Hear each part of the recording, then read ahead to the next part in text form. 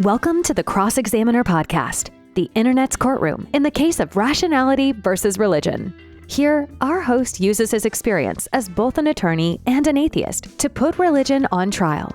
We solemnly swear that it is the most informative, educational, and entertaining jury duty you will ever do. And now, it's time for the Cross-Examiner. Welcome to the Cross-Examiner Podcast. Today I'm starting a new type of episode. It's a quick take type. I think I'll call it the Rocket Docket, if you're familiar with legal jargon. A court that hears a lot of cases where things happen kind of quickly is called the Rocket Docket. So maybe it'll be the Cross-Examiner Rocket Docket. So these will be off the cuff, unscripted reaction and analysis of issues in the news that we are interested in: religion, government, Christian nationalism, general skepticism, those sorts of things. I previously had an episode that was called Why We Care, so maybe this is going to be part of that. The Why We Care episodes were an answer to the question that we get all the time in the atheist community, especially for atheist activists. And the question is as follows. Hey, if you aren't convinced that there's a God, or if you think there is no God, then why are you so active? Why are you so angry? Why are you so vocal about religion? It seems like you really do believe in a God and you're trying to convince yourself that it's not true so you can go out and sin, or some variation of that. Basically, why do you care? That's the question we get all the time. And the answer is, we've got children dying across this country because of religious-based medical neglect. We've got people in government trying to force their religion on our children. We've got people in Congress saying we don't have to investigate climate change because God promised he would never flood the earth. I wouldn't care if it was like stamp collecting, right? If people were just off in their corners collecting stamps on their own and not enforcing their stamped collecting beliefs on the rest of us, I wouldn't give a shit. I wouldn't have this podcast. But because people are threatening this planet, threatening my life, threatening the lives of my children, I felt compelled to speak out. We saw the beginnings of this threat starting with the Obama era and culminating so far in the January 6th religious riot, which is what it was. It was a race riot. It was a religious riot. People who felt put out by the fact that a black man was elected president, and all the surveys and studies show that this is what was going on, felt like they were being replaced. You had Tucker Carlson on the air talking about the replacement theory, white replacement theory, which is the talking points of the Nazi Party. That's where we are as a country. So today I heard something that compelled me to get online and tell you about it, because it's dangerous. What you're about to hear is dangerous. So let me give you some setup. There is a pastor named Kent Christmas who is part of Regeneration Nashville. That is his ministry. That is his church. I believe they are part of a larger set of ministries called Regeneration Nation. And he is one of these evangelical preachers who has created a church and got some good photo shoots. So he's got lots of pictures of himself looking cool and friendly on his website. If you go to regenerationnashville.org, you can take a look at this. And of course, in the top menu, there's multiple ways you can give them money. There's a give item that we've seen on every church we visit. There's also an online store and a Destination Miracle link that'll talk to you about ways you can give them money when you come to donate for their projects. There's lots of ways for you to give them money. Let's put it that way. So this guy is well known for people who watch for right-wing terrorists, basically. This guy is a conspiracy theorist. He believes that Biden lost by 80 or 90 million votes. I mean, he's one of these extreme, like, let's see how far I can take this and have people still give me money.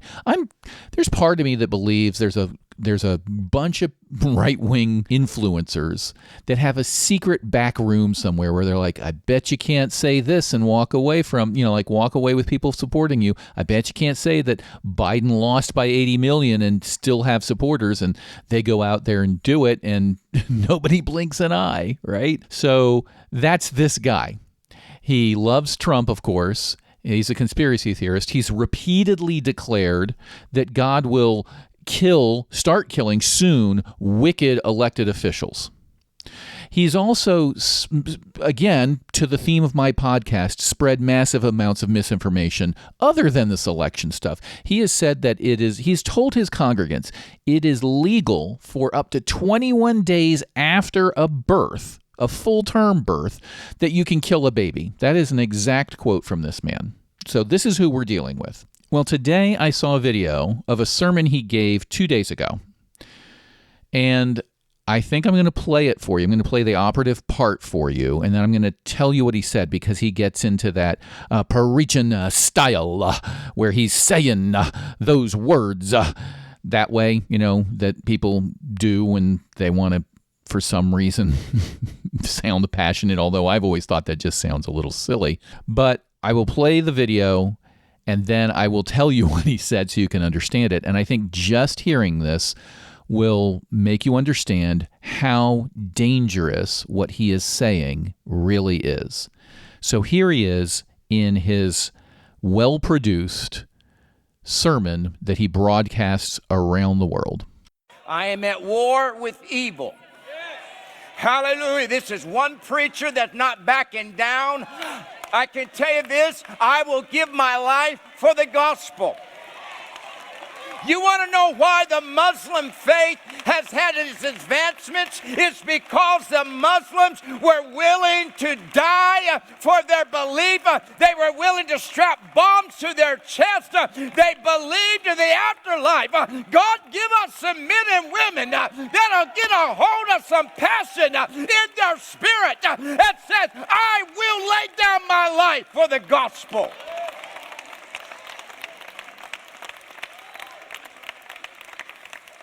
This thing was born in blood. So let me translate that for you. He said, quote, I am at war with evil. This is one preacher that is not backing down. I can tell you this, I will give my life for the gospel. You want to know why the Muslim faith has had its advancements? It's because the Muslims were willing to die for their beliefs. They were willing to strap bombs to their chest. They believed in the afterlife. Here's the most dangerous part. After saying that, he says, God, give us some men and women that will get a hold of some passion in their spirit and say, I will lay down my life for the gospel. So he talks about Muslims strapping bombs to their chest because they were faithful and they believed in their afterlife. He talks about how he's willing to die, and then he says, God, give us some men and women that will get a hold of some passion in their spirit and say, I will lay down my life for the gospel. Basically, God, give me some good Christians who will kill themselves, who will blow themselves up in terrorist acts for the gospel. And then he concludes with, this thing was born in blood. This thing, Christianity, this revolution, this rebellion, this insurgency, this terrorist organization, which is how they're starting to conceive of themselves, perceive themselves as their religion dwindles and their power dwindles, they're panicking. And it's this type of stuff that we've been waiting for. This is the type of preaching that is so dangerous that we should be keeping an eye on this guy, and we are. The reason I found out about this is there's an organization called rightwingwatch.org, and they call to attention these sorts of speeches because this guy isn't some country bumpkin with 3 people in some ramshackle church. This guy has very close ties to the prophetic movement and the MAGA Christian nationalists. And he appears on programs like Flashpoint, which airs on Kenneth Copeland's network.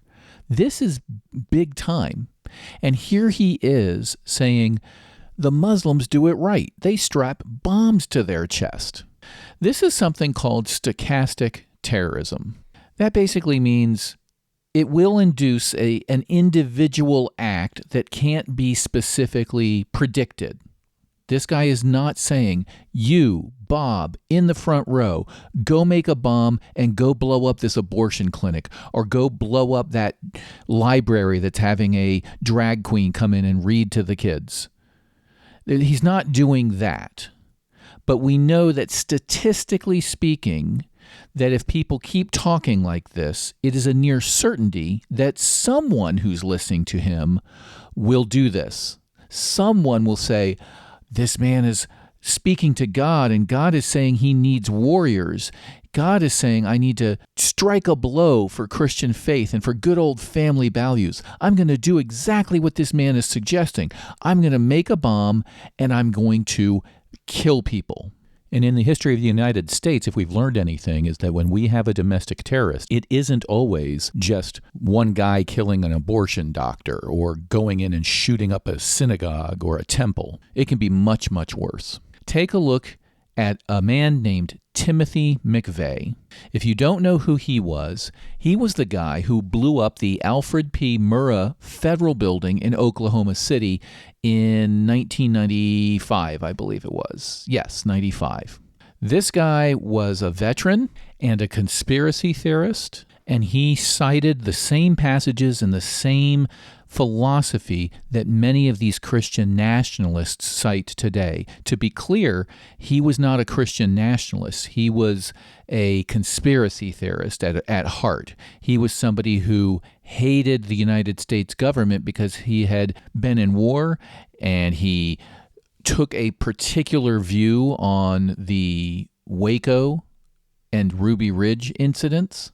And to get an idea of what was in his mind, he was radicalized and disassociated himself from his previous friends. He wrote his friend, Steve Hodge, a 23-page farewell letter in which he said things like the following: I know in my heart that I am right in my struggle, Steve. I have come to peace with myself, my God, and my cause. Blood will flow in the streets, Steve. Good versus evil, free men versus socialist wannabe slaves. Pray it is not your blood, my friend. This is the type of radicalization that happens when you listen to preachers like this guy, who are telling people the Muslims are doing it right because they're strapping bombs to their chest. Well, Timothy McVeigh created a whole truck full of explosives and blew up an entire building. He killed 168 people, which included 19 kids that were in a daycare center on the second floor. 684 other people were injured. And to give you an idea of the people we are dealing with, he was wearing a T-shirt when he got arrested. And that T-shirt had a picture of Abraham Lincoln on the front with the motto, Sic Semper Tyrannis, which means thus always to tyrants. This was the phrase that John Wilkes Booth shouted after he had shot and killed Lincoln. Thus always to tyrants. On the back of his T-shirt, he had a picture of 3 blood droplets and the Thomas Jefferson quote, "The tree of liberty must be refreshed from time to time with the blood of patriots and tyrants." This is the T-shirt that he was wearing when he got arrested, and pictures of it were all over the media. This is the fact that has always blown my mind about our country. The day after he was arrested for killing 169 people, including 19 kids, the company that sold that T-shirt sold out of that T-shirt. Think about that. This is how long this has been going on. This is obviously that Jefferson quote we still see today at Trump rallies. This threat of civil war. That quote I had in my last episode by Carrie Lake, who said, if you're going to come after Trump with this indictment, you got to get through me and millions of other Trump supporters, and we are all members of the NRA. This is the language of civil war. This is the language of domestic terrorism, of political violence. So when we have this preacher saying the Muslims strap bombs to themselves, he doesn't say it, but included in parentheses, and go kill people through terrorist attacks, and that's a good thing, and oh Lord, I wish somebody would send me some good Christians who would have that passion and lay down their lives, we know that over time we are going to get more Timothy McVeighs. And it may not just be a bomb, like I said, on his chest. It may be a whole truck. It may be another daycare. It may be your children that don't come home from school one day. Because this pastor is out here telling his flock and telling everybody listening online, the Kenneth Copeland Network, it's a good thing when people die for their religion and take a bunch of evil, devil-worshipping Federalists with them. So the question from my perspective, from an attorney perspective, is what can we do about it?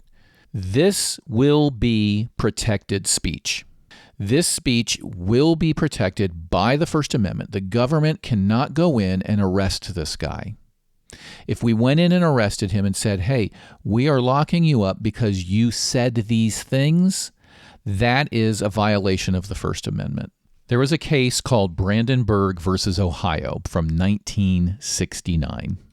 It was a Supreme Court case in which the court held that the government cannot punish inflammatory speech unless that speech is, quote, directed to inciting or producing imminent lawless action, that's the key phrase, and is likely to incite or produce such action. So you need two things.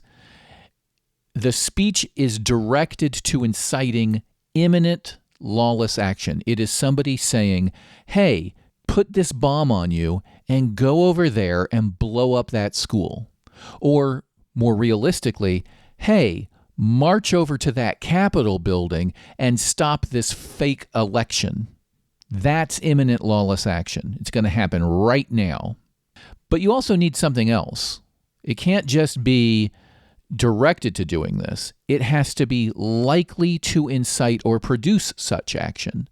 So if I say, hey, accountants of the world, rise up over the lack of staples in our staple gun and go and kill the manufacturers of the staple guns right now, the likelihood that people are going to do that, obviously is subjective. Like if I'm the leader of the National Association of Accountants, maybe it's more likely that they'll follow me. But if I'm just some guy on the internet, it's very unlikely. I am still directing you to go and do something illegal, some imminent lawless action, but the likelihood that it's going to actually produce such action is so low, I probably would be protected speech. So the question is this preacher, is he directing imminent lawless action? No, he's not saying you strap on this bomb and go kill somebody. Do we know, statistically speaking, that this sort of speech will eventually produce people who will do these sorts of things? Yes. And that's where there's a bit of a disconnect. When you're an advocate for the First Amendment, there are a lot of lines that you have to draw. There's a lot of gray area. We do regulate and prohibit a ton of speech in this country. You are not allowed to give medical advice if you're not a doctor, right? You're not allowed to practice medicine. You're not allowed to lie about your product. You're not allowed to divulge secrets, Mr. Trump. You are not allowed to lie about somebody else to their detriment. There's a lot of ways we regulate speech. We like to think, free country, we've got absolute free speech. No, we don't. We really don't. We have some of the best free speech available on the planet, that's to be sure. But don't get fooled by those who say you can't regulate any speech. I'm not advocating for regulating this guy's speech, but it's a useful test case to see where you fall on the spectrum. But this is a tough area, because if we were to arrest this guy and hold that the Constitution allows us to lock this guy up, we might think that in the immediate case that that's a good thing. But in the long run, that's a hammer that you give to every one of your opponents. That's a hammer you give to the Trump administration if he gets elected again. And you can bet they will use it. And anytime you create a rule that is subject to interpretation, sooner or later, the interpreter will be somebody that you don't agree with, and they will bend and even snap any reasonable definitions to come up with a decision where they can use that tool against you and beat you with that hammer. So the court has wisely said, we're going to draw the line at imminent.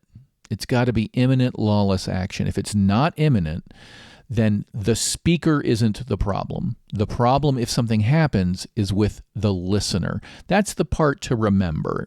That's sort of what's Brandenburg versus Ohio is really about in my mind, is at what point do we stop blaming the speaker and start blaming the listener? Now, we can still blame the listener. If he said, hey, you put on this bomb and go blow up that building over there right now, yes, if that person did it, they're a murderer. But we can also punish the speaker because he directed this person to do it. But if he says, it would be nice if sometime in the future somebody did this, that's opinion, right? He's expressing his opinion. And we expect rational, reasonable people to disagree with that opinion. And that's why we do podcasts like this, is to call him out as soon as he says this and say, this is wrong. And quite frankly, it's not Christian. I think all my Christian friends would agree. This is not Christian. I would expect within the next several days, every major Christian organization should come out against this guy. This is abhorrent. This is promoting terrorism, domestic terrorism. And let's be clear about the context here. The FBI for years, ever since Obama, again, January 6th was a race riot and a religion riot. Ever since Obama, we have been aware that Christian nationalism, radicalized Christian nationalism, is the number one domestic threat in this country. There are terrorists trying to figure out how to blow up the next building, how to do the next January 6th.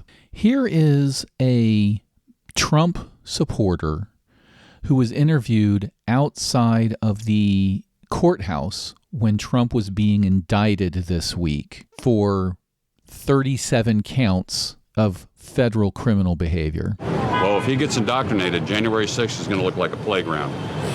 It's going to look like a playground. From the inside voices that I hear, from all the militias and everything else, it's going to be a playground. But if they want to fight, bring it. This country's so left right now, but we got to bring it back to the right. We got to get right on the right path. We got to bring everything back. If we don't, we're going to crumble. We're going to be a third world nation. You know? We have to stand up for that flag. We have to stand up for our beliefs, and we got to put God back in this country. If we forget about him, he's going to forget about us. And right now, we're forgetting him and we're forgetting Israel. We forget both of those. Read your Bible. Read your Bible, because there's a lot of boys like me that are ready. All we need is an order. We're ready. All we need is an order, and we're ready. This is the powder keg that is the Christian nationalist terrorist movement in the United States. Let's ignore the fact that he said, if Trump gets indoctrinated, then we're going to rise up. I thought, that was ironic to the nth degree on so many levels. But you kind of need somebody that ignorant. And meanwhile, earlier in the interview, he claimed to have been a federal agent for 19 years and that Antifa was spitting on his daughter and all these sort of things. Like, a cool story, bro, right? And then he says indoctrinated instead of indicted.